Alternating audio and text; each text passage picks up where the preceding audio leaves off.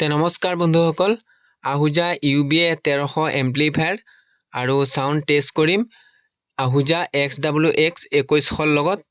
বলক দেৰি নকৰাকৈ ভিডিঅ'টো আৰম্ভ কৰোঁ।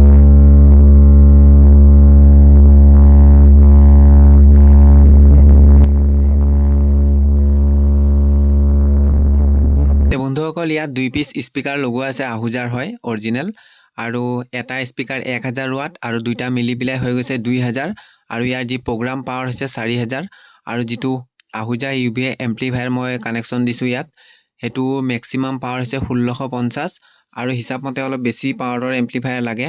হ'লেও আহুজা UBA এম্প্লিফায়াৰ ইয়াৰো পাৱাৰ অলপ নহয়, ভাইব্ৰেশ্যনৰ আৱাজ শুনি দেখিব পাৰিছে যি আমাৰ চোতালত মানুহ ভৰি গৈছে। আৰু এতিয়া আহিলোঁ ইয়াৰ যি কানেকশ্যন হৈছে এটা স্পিকাৰ 8 ohms আৰু দুটা মিলি পেলাই আহি গৈছে 4 ohms। যিকোনো এম্প্লিফায়াৰ আপোনালোকে যদি লগাই 4 ohmsত লগাব লাগিব কানেকশ্যন। আৰু যিটো প্ৰাইচ UBA এম্প্লিফায়াৰটো প্ৰাইচ হৈছে 42000 টকা, আৰু যিটো আহুজা XWX 2100 ইয়াৰ প্ৰাইচ হৈছে 60000 টকা। বলক এতিয়া আকৌ সাউণ্ড টেষ্ট।